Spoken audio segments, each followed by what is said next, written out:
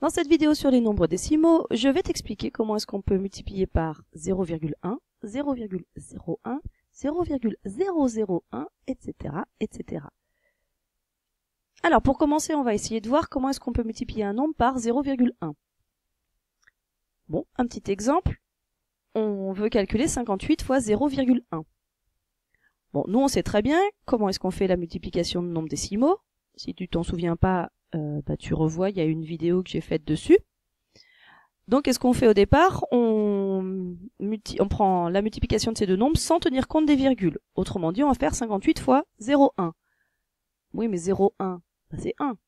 Donc ça, c'est comme si on faisait 58 fois 1. 58 fois 1, c'est 58. Et après, il n'y a plus qu'à mettre dans le résultat final la virgule au bon endroit. Tu te souviens, il faut juste regarder le nombre de chiffres après la virgule dans les deux nombres qu'on multiplie et faire le total, la somme des deux, pour savoir combien de nombres au total on doit mettre après la virgule.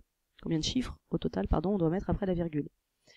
Donc, dans 58, il n'y a pas de chiffre après la virgule. Dans 0,1, il y en a 1. Autrement dit, au total, il m'en faudra 1. Ça veut dire que la virgule, elle sera entre le 5 et le 8. Et donc, 58 fois 0,1, c'est donc égal à 5,8. Bien, mais on se dit, dis donc, 5,8, c'est bizarre hein, par rapport à 58 parce que ça a quand même un lien. On voit qu'en fait, si j'avais fait 58 divisé par 10, j'aurais aussi trouvé 5,8. Ah, est-ce que c'est normal ou pas alors? Est-ce que si je faisais d'autres exemples, ça fonctionnerait de la même façon? C'est-à-dire que là, je vois qu'en fait, j'ai multiplié par 0,1 ou divisé par 10 et en fait, on a trouvé la même chose. Bon, est-ce que c'est tout le temps la même chose? Alors, on va voir un petit peu ce qui s'est passé. Quand on a fait 58 fois 0,1, mais qu'est-ce que c'était en fait 0,1? On voit bien que ce 1, qui est là juste derrière la virgule, c'est en fait 1 dixième. Donc c'est comme si on avait fait 58 fois 1 dixième. Oui, mais 58 fois 1 dixième, c'est comme si on avait pris 58 dixièmes. C'est la même chose. Oui, mais 58 dixièmes, c'est 58 divisé par 10. Donc en fait, que je multiplie par 0,1 ou que je divise par 10, c'est la même chose. Et tu vois bien que le 58 que j'ai mis devant, c'est pas lui qui a été important. J'aurais mis autre chose comme nombre, on voit bien que ce qui est en rose là serait resté la même chose. Donc, on a une règle qui va nous dire maintenant que multiplier par 0,1, ce sera la même chose que de diviser par 10. Bon, c'est plutôt pas mal parce que nous, ça nous permet de faire du calcul mental assez vite. Donc, des petites applications. Si je veux donc faire 846 fois 0,1. Ah, c'est fois 0,1. On vient de le dire. Multiplier, donc il faut bien le signe fois, multiplier par 0,1, c'est la même chose que de diviser par 10. Donc je prends 846, je le divise par 10, je sais très bien ce que ça donne, la virgule étant ici, elle va décaler d'un rang vers la gauche. Donc ça va donner 84,6. Juste une petite remarque au passage, on sait très bien que diviser par 10, ça diminue le nombre de départ. Donc forcément, si tu hésites entre passer la virgule, déplacer la virgule à droite ou de la déplacer à gauche, on sait très bien que si je la décale à droite, le nombre va grandir, ça va donner 8460. Donc on voit très bien que ça, c'est pas possible. Donc, t'as pas le choix. 846 fois 0,1, c'est 84,6. Si je veux faire 62 fois 0,1, c'est encore la même chose. Au lieu de faire 62 fois 0,1, moi je vais faire 62 divisé par 10. La virgule étant derrière le 2, je divise par 10, elle va passer devant le 2. Donc entre le 6 et le 2, ça vaut 6,2. On continue. 2,14 multiplié par 0,1, la virgule va encore décaler d'un rang vers la gauche. Ça fera 0,214. Et le dernier exemple, toujours de la même façon, 0,056 fois 0,1, ça va être la même chose que de diviser par 10. Autrement dit, cette virgule va décaler d'un rang, ça fera 0,0056. Donc tu vois, pas très compliqué. Bon, on a fait des choses plus difficiles. Bien, ça c'était pour multiplier par 0,1. Eh bien, faisons par 0,01. Donc on va ici essayer de calculer 485 fois 0,01. Bon, comme tout à l'heure, on multiplie sans tenir compte des virgules, autrement dit on va faire 485 fois 0,01. ah oui, mais 0,001 c'est 1. Autrement dit, 485 fois 1 c'est 485. Et après, comme tout à l'heure, on replace la virgule au bon endroit. Dans 485, il n'y a pas de chiffre après la virgule. Dans 0,01, il y en a 2. Autrement dit, au total, dans cette multiplication, j'en voudrais 2. Et donc 485 fois 0,01, c'est donc égal à 4,85. Oui, mais là on se dit, oh dis donc, 4,85 par rapport à 485. Bah c'est quoi? C'est la même chose que de faire 485 divisé par 100. Ah, donc c'est un peu comme tout à l'heure. On se dit, tiens, ça voudrait dire que multiplié par 0,01, ce serait la même chose que divisé par 100. Bon, bah comme tout à l'heure, on va regarder un petit peu ce qui s'est passé.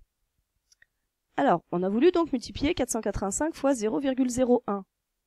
Mais c'est quoi 0,01? C'est quoi? C'est un quoi? C'est en fait 1 centième.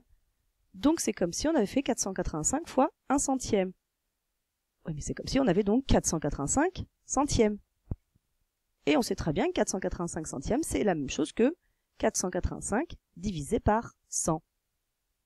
Et là, on voit la même chose que tout à l'heure, c'est-à-dire que 485, j'y ai pas touché des deux côtés, et la seule chose qui a changé, c'est soit de multiplier par 0,01, soit de diviser par 100. Et donc, on peut affirmer que multiplier par 0,01, c'est la même chose que de diviser par 100.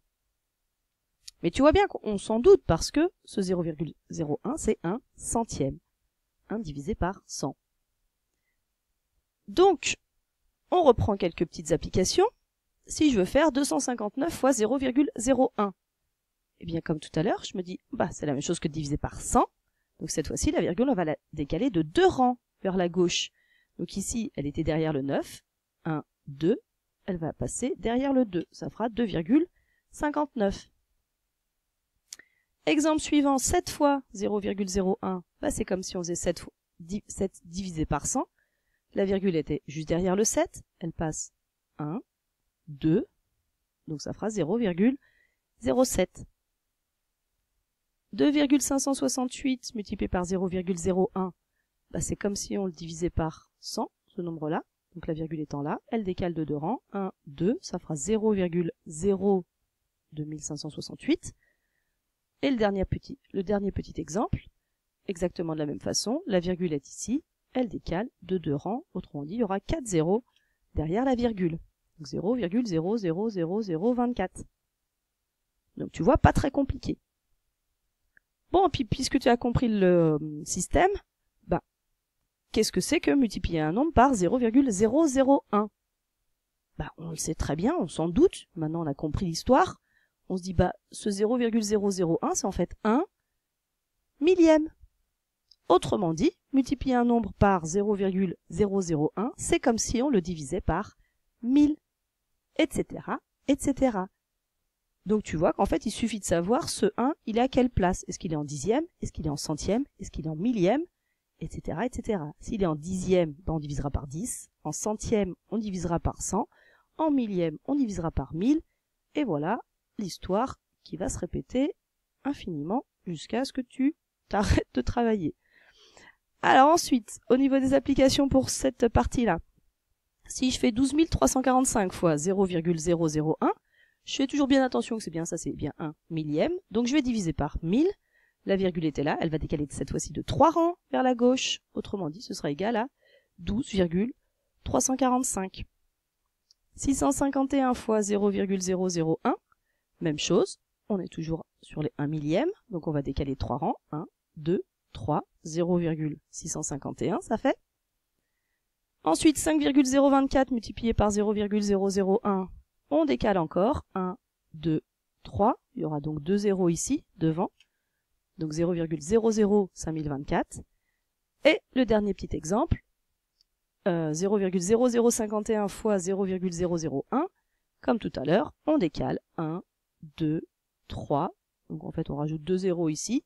Donc au total, il y aura 5 zéros derrière la virgule. Et ensuite 51.